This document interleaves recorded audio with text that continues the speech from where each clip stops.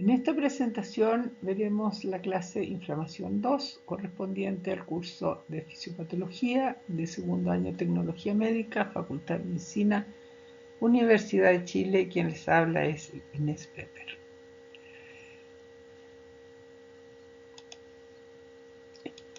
En esta clase analizaremos fundamentalmente la regulación de la respuesta inflamatoria. Y antes de comenzar vamos a hacer un recuento de lo que ya hemos visto en algún momento, que son los eventos principales que ocurren en la patogenia de la inflamación. Se activan los mediadores químicos, se secretan mediadores químicos, se producen cambios en el calibre y permeabilidad de vasos, se activan las células inflamatorias y aparecen moléculas de adhesión celular que les permiten migrar hacia el lugar donde está la noxa o el agente injuriante a través de la atracción que ejerce algunas moléculas quimiotácticas. Posteriormente, las células fagocíticas que salieron desde la sangre reconocen las partículas que deben fagocitar a través de la opsonización. Se produce la fagocitosis y muerte de los microorganismos o se elimina el detritus celular que quedó a raíz del daño que se produjo. Y posteriormente viene la etapa de la resolución para que después se repare el tejido dañado. Entonces, esta secuencia de eventos tiene que estar finamente regulada para que la inflamación sea exitosa y logre su objetivo, cual es eliminar aquello que está provocando el daño tisular. Las alternativas entonces evolutivas de un proceso inflamatorio son las que se señala en este diagrama, que está centrado en los cambios que ocurren en la microcirculación. Vemos entonces una injuria, como por ejemplo un infarto, una infección bacteriana, toxinas, traumas, etc., que conducen a una inflamación aguda, donde el cambio principal es la vasodilatación, el reclutamiento de neutrófilos y la activación de mediadores. A partir de esta inflamación aguda, si es que se logra eliminar totalmente al agente injuriante, va a venir una etapa de resolución donde se elimina lo que va quedando de los estímulos injuriantes, se eliminan los mediadores y las células inflamatorias y se reemplaza el tejido injuriado por un tejido normal a través de un proceso de regeneración o de cicatrización. Otra alternativa es que se forme un absceso cuando el agente injuriante es un patógeno que produce toxinas o que produce mucha liberación de mediadores que atraen polimorfonucleares neutrófilos, y se puede formar entonces un absceso con la presencia de un exudado purulento. Posteriormente, una vez drenado este exudado purulento, el fenómeno puede ir a la cicatrización. Ahora, si esta curación o cicatrización es muy intensa y hay una falta de regulación en la cantidad de fibras que se produce, puede haber un fenómeno de fibrosis, que es una secuela que deja la inflamación en algunos casos. Por otra parte, la inflamación aguda, si es que no logra eliminar completamente al agente injuriante, puede pasar a inflamación crónica, donde prima la angiogénesis, prima las células mononucleares que infiltran el tejido y la fibrosis. En estos casos, como vamos a ver más adelante, se pueden formar también granulomas. La inflamación crónica puede también derivar desde un inicio con infecciones virales, infecciones crónicas persistentes y enfermedades autoinmunes, y lo que la distingue es la presencia, como dije, de células derivadas de monocitos en vez de polimorfonucleares, como ocurre en la inflamación aguda o exudativa. Ahora, cuando la respuesta inflamatoria no está bien regulada y permanece activa por largo tiempo, puede conducir a distintos tipos de enfermedades. Vale decir, esto se los muestro con el fin de que ustedes se den cuenta de la importancia que tiene la regulación del proceso para que no sea él el que produce el daño. Por ejemplo, vemos enfermedades con patogenia inflamatoria como la enfermedad de Alzheimer, la anafilaxia, aterosclerosis, la enfermedad pulmonar obstructiva crónica, la osteoartritis, colitis ulcerosa, etc. Otras enfermedades son de origen infeccioso y la inflamación produce tanto o más daño que el propio microorganismo, como las enfermedades que se enumeran en esta tabla, disentería bacteriana, enfermedad de Chagas, etc. Y otras enfermedades que derivan de la fibrosis postinflamatoria, como por ejemplo la fibrosis pulmonar idiopática, la fibrosis pulmonar postradiación, la cirrosis hepática, muy importante, que son enfermedades en las cuales la fibrosis constituye un grave problema. Entonces, en la inflamación ocurren mecanismos regulatorios iniciales, otros que operan durante la fase aguda y otros están presentes en la fase de resolución. Pero los principios que gobiernan a la regulación de la inflamación son justamente los que vamos a describir. ¿Cómo se regula entonces la respuesta inflamatoria? De acuerdo a un investigador ruso que vive en Estados Unidos, que se denomina Ruslan Metsitov, existen 4 pasos en la regulación de la inflamación. A mí me parece que esta clasificación es adecuada para entender bien el proceso, de manera que la pongo a su disposición. En este autor habla de inductores, de sensores, de mediadores y de tejidos blancos. Y vamos a analizar con mucho más detalle cuáles son cada uno de estos grupos de elementos que participan en la regulación de la respuesta inflamatoria. Un inductor entonces es una molécula que, como lo dice la palabra, induce un cambio en una célula que la recibe a través de un receptor que vamos a denominar sensor. Vale decir, este receptor sensa o se da cuenta de la presencia de este inductor y lo recibe. A raíz de su presencia en la célula, esta sufre una serie de cambios que la llevan a secretar mediadores. Estos mediadores pueden ser autocrinos, paracrinos o endocrinos, vale decir, pueden actuar en la misma célula, en células cercanas o en células lejanas.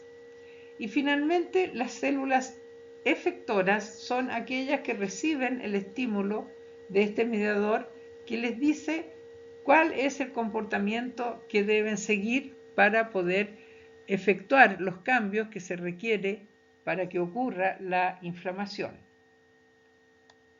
Entonces, en este diapositivo podemos ver cómo interactúan los distintos elementos de estos mecanismos regulatorios de la respuesta inflamatoria, los inductores, los sensores, las células que producen mediadores químicos que van a ir a interactuar sobre otras células blancas. Ahora, todo esto tiene que estar perfectamente bien coordinado, de manera de que no haya una exageración, entre comillas, en los estímulos, ni en los estímulos que son activadores, ni en los estímulos que son inhibidores.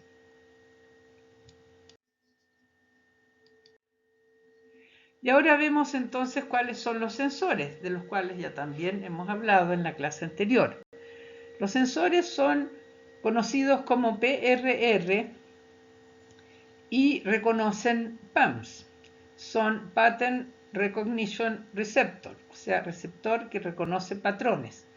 Ahora, esos patrones pueden ser derivados de patógenos o pueden ser derivados de tejido muerto o tejido estresado o tejido dañado. De ahí la D, de death o de danger o de damaged en inglés, obviamente. Entonces, ¿cuáles son los principales PRR que conocemos? Los TLR, los NLR, los RLR y los CLR. ¿Cuáles son los más importantes y los mejor estudiados? los Toll-like receptors o TLR, de los cuales se han descrito, si no me equivoco, 14 distintos receptores TLR que van a reconocer distintos ligandos, vale decir, distintos PAMs o DAMs. Entonces aquí hay redundancia, puesto que estos receptores sirven tanto para reconocer patrones derivados de patógenos como para reconocer patrones derivados de tejido dañado o muerto. Algunos de estos sensores pueden formar unas estructuras mucho más complejas denominadas inflamasomas, que son estructuras que se arman en el interior de la célula y que dan cuenta de la secreción de mediadores proinflamatorios muy potentes como la interleuquina 1 beta. Y acá vemos cómo actúan estos sensores.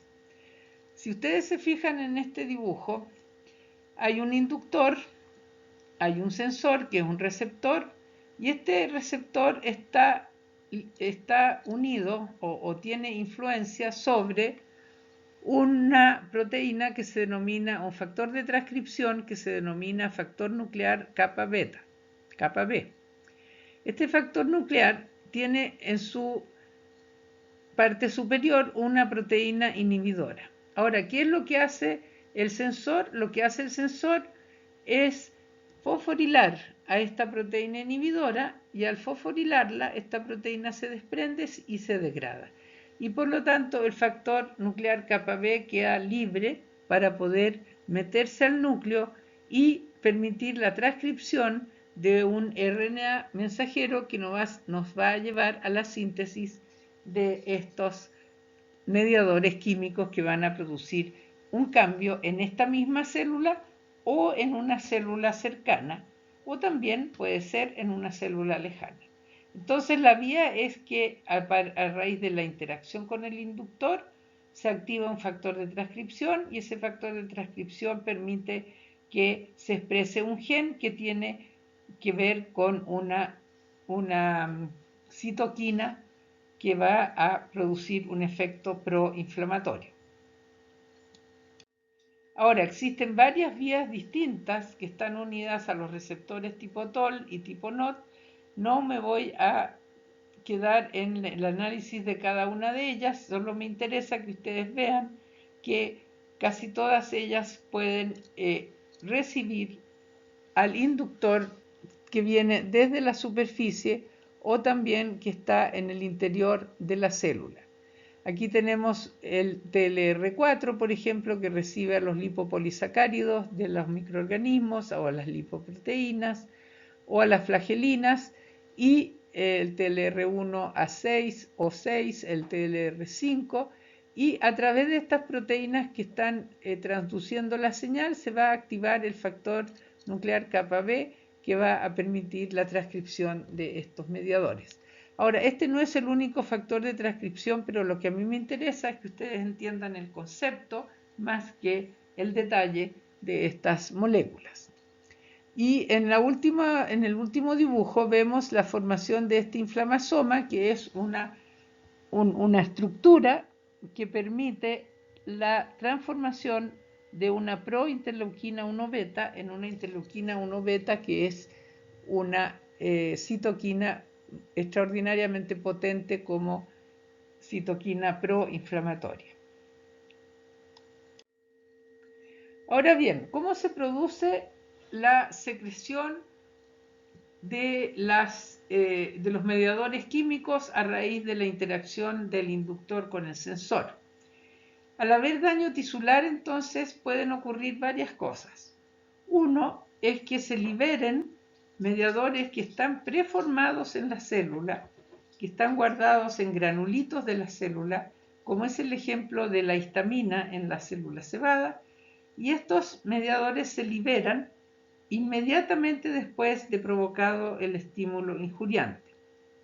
La otra posibilidad, que es la que se ve en el dibujito del medio, es que proteínas que están en circulación en el plasma sanguíneo, al contactar con el colágeno, porque aumentó la permeabilidad del vaso, van a activarse y van a raíz de ello activar una cascada de reacciones para obtener distintos mediadores químicos.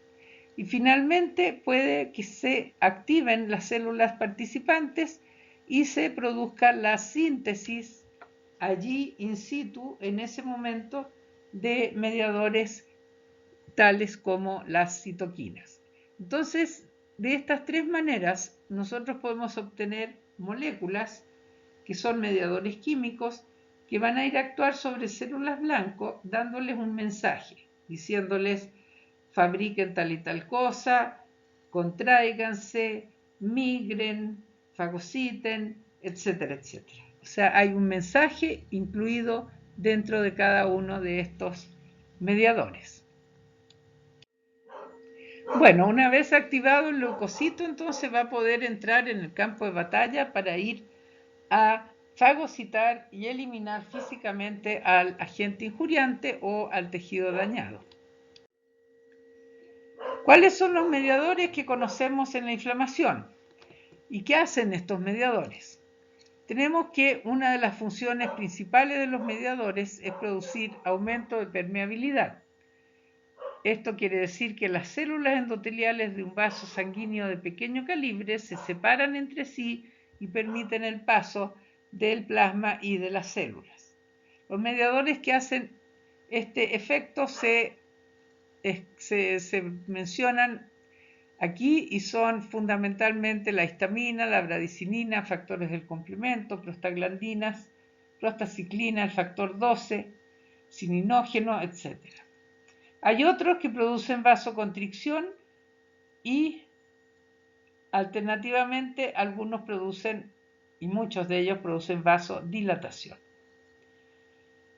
Otros mediadores producen contracción del músculo liso, como los factores del complemento C3A y C5A a través de la liberación de histamina, los leucotrienos, los tromboxanos, la serotonina, el factor activador de plaquetas y la bradicinina.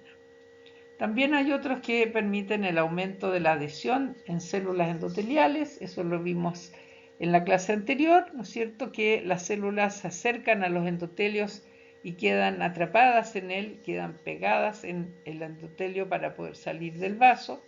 Y también hay otros que actúan sobre las células cebadas permitiendo su degranulación. Entonces el origen de los mediadores químicos puede ser un origen tisular, vale decir, salir desde células que lo tienen guardados en sus granulitos, como se ve acá en la parte superior de esta célula, o que pueden ser recién sintetizados durante el proceso inflamatorio. Y por lo tanto hablamos de mediadores preformados en gránulos secretores y mediadores recién sintetizados. Y aquí están los nombres de los mediadores en cada grupo. Por otra parte, hay mediadores de origen plasmático. ¿Por qué dibujan aquí un hígado? Porque estos mediadores se encuentran en el plasma, pero son sintetizados en el hígado. Y entre ellos tenemos varios sistemas de mediadores que interactúan entre sí. Tenemos el sistema de las cininas, el sistema de la coagulación con el factor 12 de Hagemann, el sistema fibrinolítico y el sistema del complemento. Estos cuatro sistemas, como vamos a ver, interactúan entre sí y se potencian o se inhiben respectivamente. El factor que inicia estas cascadas de activación es el factor 12 activado. Ahora, ¿cuáles son los efectos de estos mediadores químicos? Como ya dije, aumento de permeabilidad, quimiotaxis, activación celular, la vasodilatación, que es muy importante porque permite la llegada de más sangre al área injuriada, y la opsonización, el dolor, la adhesión celular y también las manifestaciones sistémicas.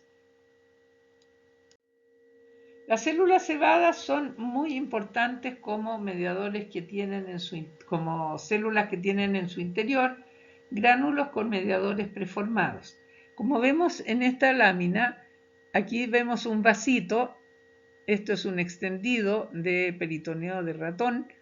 Y ven ustedes, estas manchitas negras corresponden a células cebadas. Las células cebadas están acompañando como fieles guardianes a el trayecto de los vasos sanguíneos, de manera que siempre tenemos la posibilidad de que si hay un cambio físico o mecánico o químico en un tejido, va a haber una célula cebada lista para desencadenar un proceso inflamatorio. Y en este caso, en esta otra lámina se ve una microfotografía electrónica de la célula cebada con los gránulos que contienen estos mediadores preformados. ¿Cuáles son los mediadores de la célula cebada? Los que se señalan acá. ¿Y qué es lo que hacen? Lo reclutan células, activan monocitos, permiten la migración y activación de células dendríticas, de células T. Aquí, muy importante, reclutan y activan neutrófilos, que son las células fagocíticas por excelencia, permiten la fagocitosis y actividad antimicrobiana, etc. Y acá tenemos la gran versatilidad que tiene la célula cebada en el sentido de que es capaz de liberar mediadores preformados, pero también es capaz de producir y liberar mediadores en el momento de la inflamación y también produce y libera citoquinas, quimioquinas y factores de crecimiento y factores angiogénicos.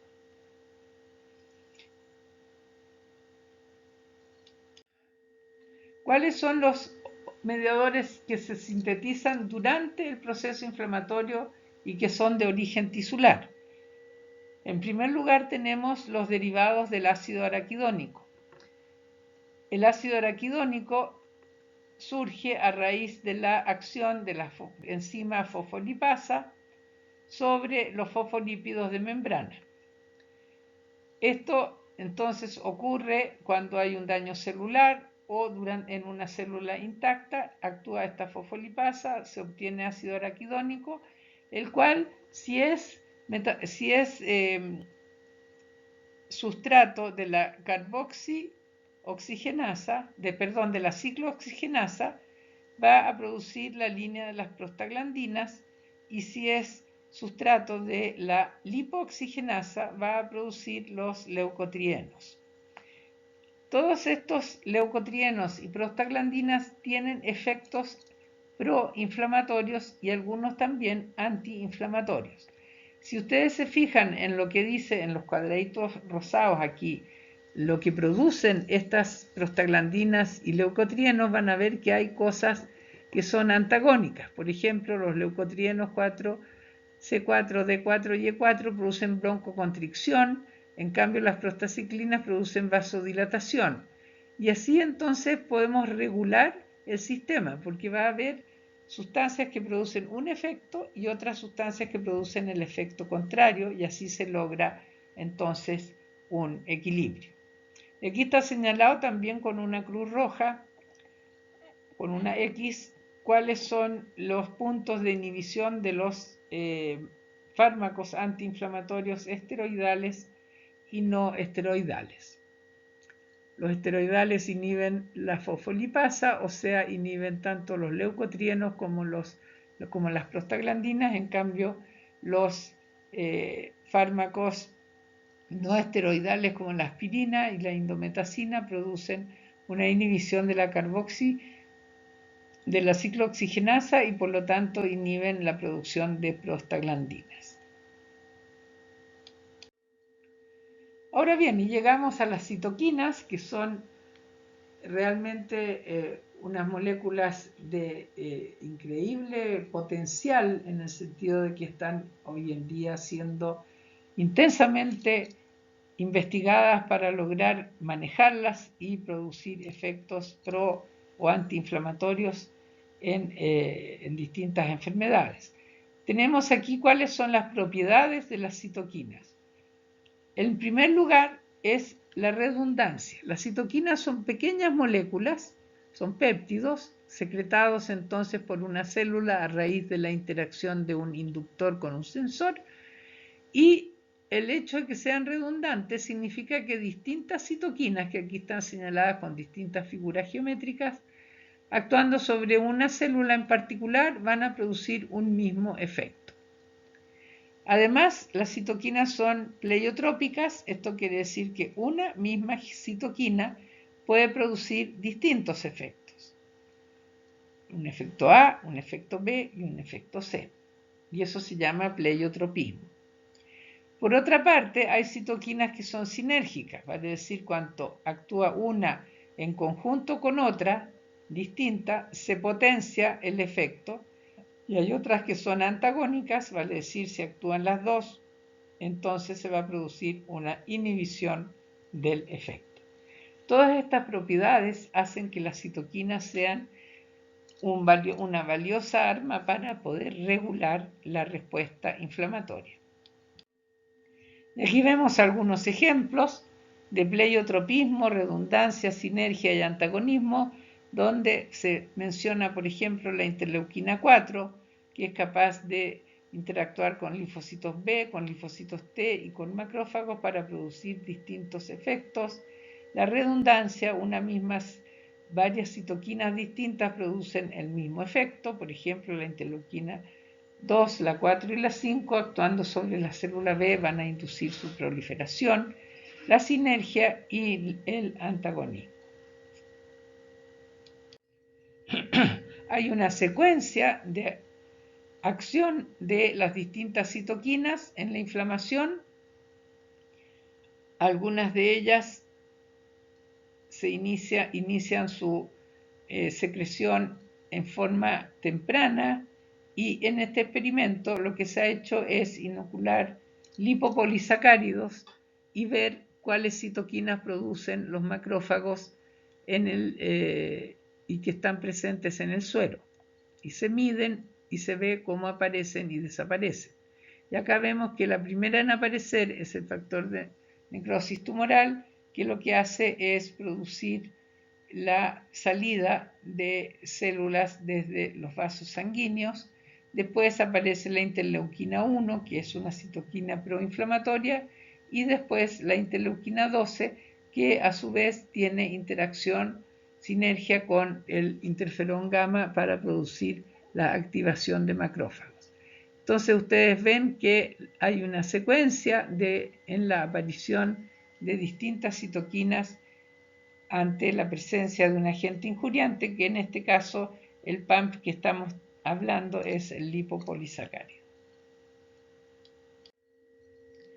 Ahora, hay algunas, y aquí vemos el fenómeno de que una citoquina puede producir diferentes efectos sobre el sistema. Vemos en este dibujo productos bacterianos, complejos inmunes, toxinas, injuria física, otras citoquinas actúan sobre macrófagos. O sea, estos son los inductores que van a actuar sobre un macrófago que tiene un sensor, lo van a activar y este macrófago va a secretar interleuquina 1 y factor de necrosis tumoral. ¿Qué es lo que hacen estas dos citoquinas? Fíjense ustedes qué hacen. Tienen efectos sobre el cuerpo completo, vale decir, promueven la síntesis de las proteínas de fase aguda y producen las reacciones de fase aguda como la fiebre, la somnolencia, la disminución del apetito y la presencia de proteínas de fase aguda en la sangre. Por otra parte, tienen efectos sobre los endotelios, producen adhesión de los leucocitos, inducen la síntesis de prostaglandinas, tienen actividad procoagulante, baja la actividad anticoagulante, etc. Y permiten la secreción de más citoquinas. También tienen efectos sobre los fibroblastos, que van a tener mucha importancia en la cicatrización, y efectos en otros leucocitos.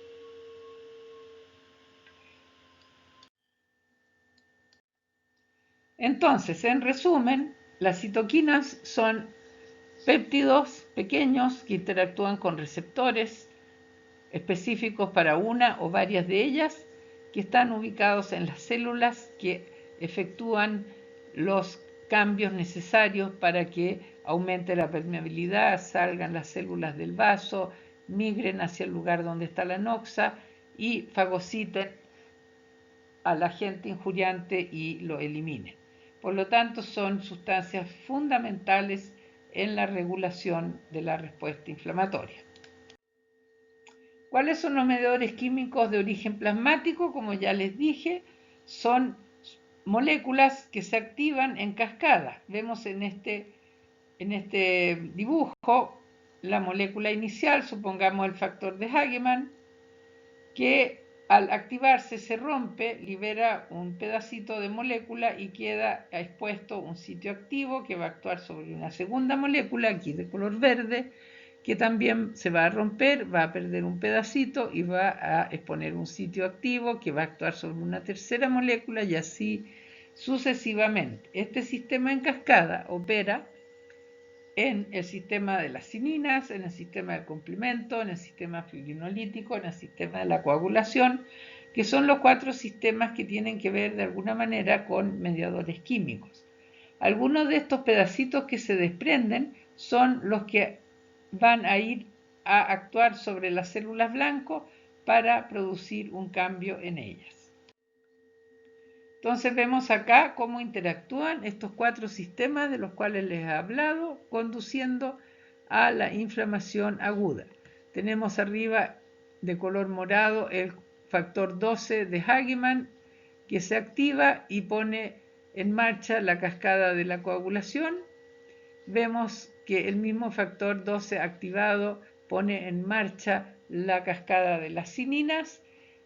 Las cininas a su vez ponen en marcha la cascada del sistema fibrinolítico y la plasmina que proviene de este sistema pone en marcha la cascada del complemento. Entonces aquí hay una red enmarañada de interacciones de moléculas que nos llevan a que finalmente se produzcan sustancias que tienen un poder proinflamatorio, como por ejemplo la bradicinina, que está aquí de color azul, la fibrina, la plasmina y el C3A. Entonces, a partir de estas cascadas que interactúan y que se activan unas con otras, van a surgir elementos que son mediadores químicos inflamatorios. Otro elemento que también es importante es el óxido nítrico, que va a tener distintas actividades, tanto proinflamatorias como antiinflamatorias. Como vemos acá, el óxido nítrico es un radical libre, puede provenir de una célula, como por ejemplo un macrófago, o puede generarse a partir de las células endoteliales. Produce muchos cambios tanto en el endotelio como en las plaquetas como en los polimorfonucleares. Entonces, en resumen, aquí les pongo una tabla de los principales mediadores químicos de la inflamación y lo que ellos hacen. Un ejemplo entonces de las células efectoras, que es el último componente de esta cadena que nos estaba faltando analizar, podemos poner, por ejemplo, la célula endotelial como célula efectora que recibe el estímulo de mediadores químicos de la inflamación. Esta célula tiene todos estos receptores que se señalan acá y por lo tanto puede recibir la acción de la histamina, de la serotonina, de la vasopresina, del tromboxano, etcétera, etcétera. Todos estos son mediadores que van a llevar a que cambie en su citoesqueleto y permita la salida de plasma y células desde el interior del vaso hacia el exterior. Va a expresar moléculas de adhesión celular y va a secretar mediadores vasodilatadores y vasoconstrictores. Por lo tanto, este es un ejemplo de unas células efectoras y los cambios que se producen en ellas cuando reciben la interacción de un mediador químico. Los efectores y sus principales mediadores, entonces, se ven acá, efectores relacionados con la fagocitosis y los mediadores que interactúan con ellos. No es mi pretensión de que ustedes sepan exactamente cuál corresponde a qué efector, cuál mediador le corresponde a qué efector, sino que simplemente miren esta tabla y saquen algunas conclusiones a raíz de esta observación.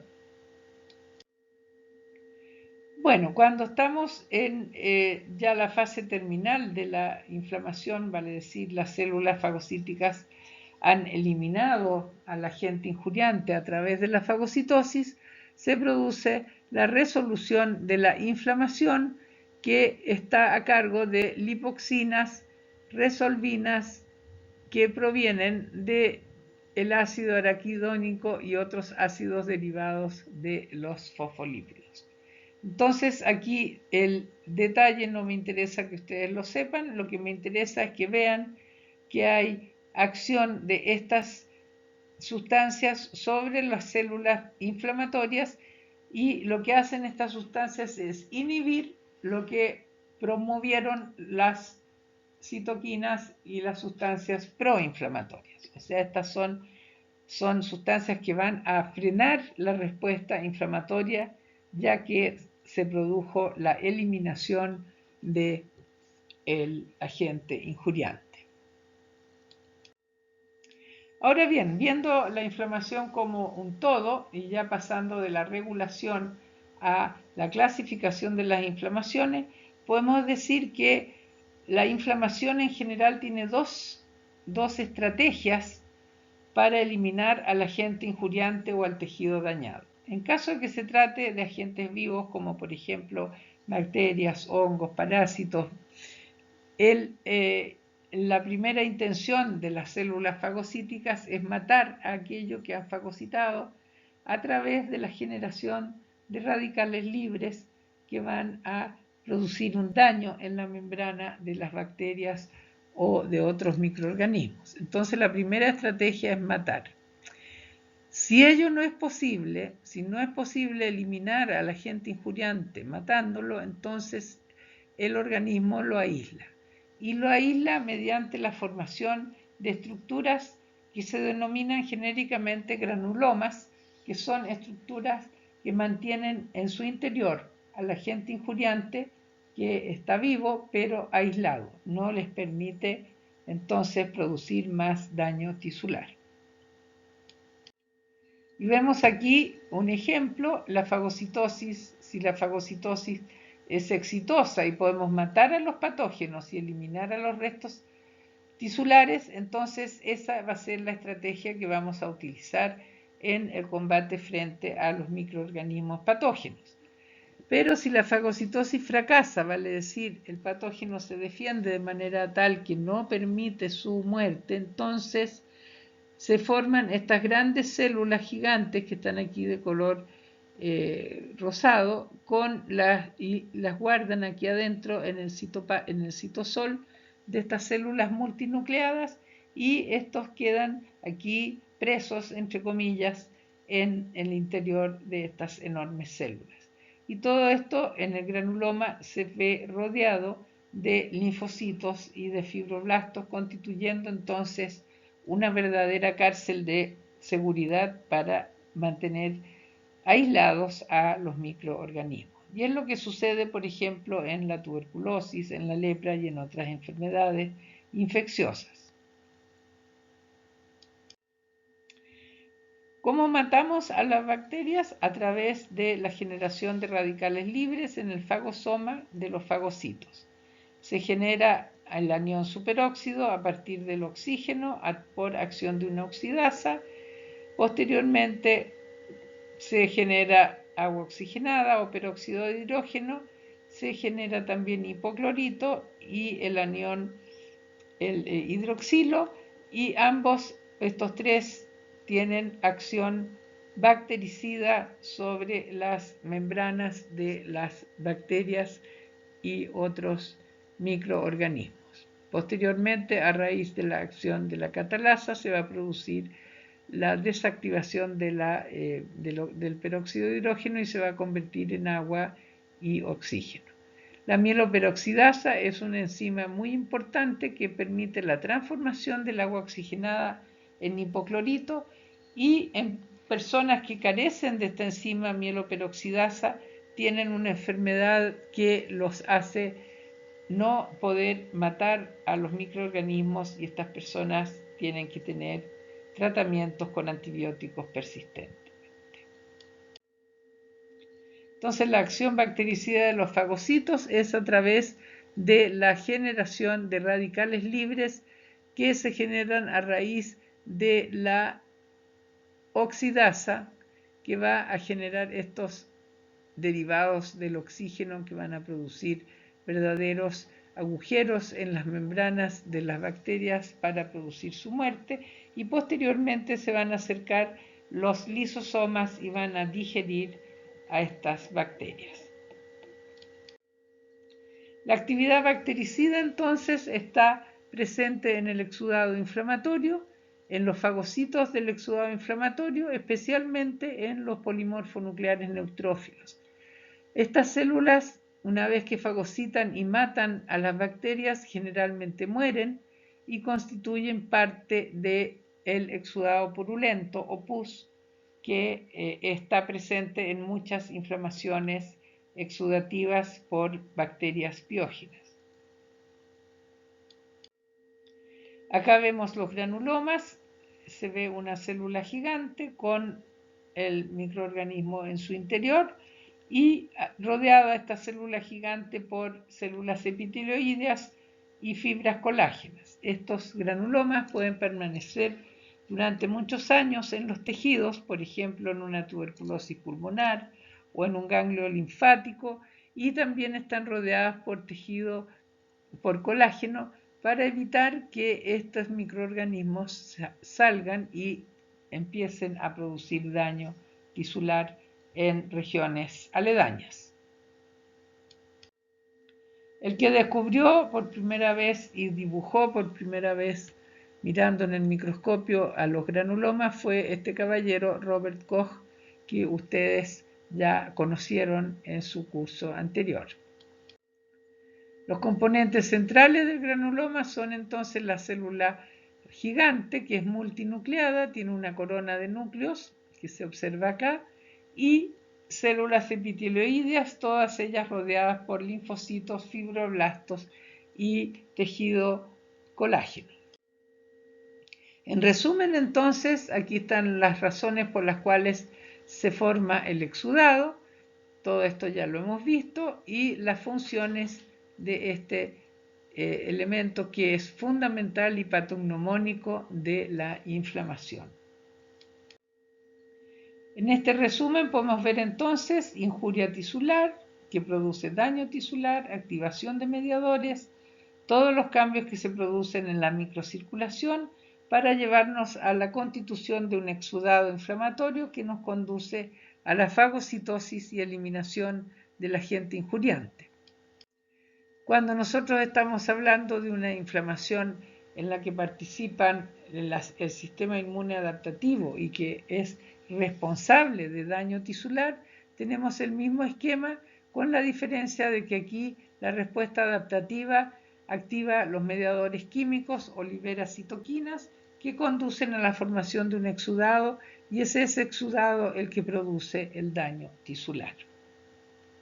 O sea, aquí no hay un daño tisular previo, sino que hay un daño tisular como consecuencia de una inflamación provocada por una respuesta inmunológica. La resolución entonces de la inflamación, y esto ya lo vimos, las lipoxinas fundamentalmente producen todos los efectos antagónicos a los efectos que produjeron las citoquinas proinflamatorias. Detienen el flujo de polimorfonucleares de los macrófagos, los desactivan, eliminan los restos celulares, estos macrófagos, y liberan citoquinas antiinflamatorias en vez de liberar citoquinas proinflamatorias. Ahora, desde un punto de vista histopatológico, y esto algunos de ustedes los va a ver en su curso de anatomía patológica, existen las inflamaciones exudativas y las inflamaciones productivas. En las exudativas predominan los polimorfonucleares y en las productivas predominan los macrófagos y los linfocitos. Las inflamaciones exudativas son inflamaciones más con mayor cantidad de agua y las productivas son más bien inflamaciones con poco líquido. La clasificación histopatológica entonces son inflamaciones exudativas, productivas. Las exudativas, dependiendo de sus componentes, puede ser serosa cuando es muy líquida y con muy pocas células, puede ser purulenta cuando está compuesta de muchas células muertas, polimorfonucleares, neutrófilos heroicos que murieron en la batalla, fibrinosa cuando está llena de fibras, de fibrina, hemorrágica, mucosa y pseudomembranosa. Aquí en este caso se trata de la difteria y se forma una membrana bastante peligrosa, que actualmente, entre paréntesis, la difteria ya no es una enfermedad para preocuparse porque fue eliminada por la vacuna. Productiva, tenemos tenemos inflamaciones granulomatosas y no granulomatosas. Veamos con algunos ejemplos: inflamación exudativa serosa, una ampolla en la piel, un resfrío común; exudativa fibrinosa, por ejemplo, una pericarditis; exudativa purulenta, un absceso, por ejemplo, subcutáneo. Aquí vemos que el pus puede estar organizado en un absceso o puede estar distribuido sin organizarse, y en ese caso hablamos de un flegmón, o puede estar incluido en una cavidad, y en ese caso hablamos de empiema. La inflamación productiva puede ser, como dije, granulomatosa, perivascular o difusa. Y como ven ustedes en estas láminas, predominan los linfocitos y los macrófagos. Los tipos de inflamación, de acuerdo a su evolución, tenemos la inflamación aguda, que comienza muy rápido, es muy exagerada, hay muchos síntomas, hay enrojecimiento, hay calor, hay tumor, hay fiebre, etc. Y tenemos la inflamación crónica, que es de inicio insidioso y que es generalmente de tipo productiva. Entonces, para resumir, el daño tisular nos produce una inflamación aguda que nos puede llevar a la resolución, a la reparación, a la inflamación crónica, a la organización, por ejemplo, en abscesos o en granulomas, y a la diseminación para constituir una sepsis. Y con esto terminamos. Sé que la clase ha sido un poco larga, pero es lo menos que podemos analizar en este contexto de la inflamación y su regulación. Gracias por su atención.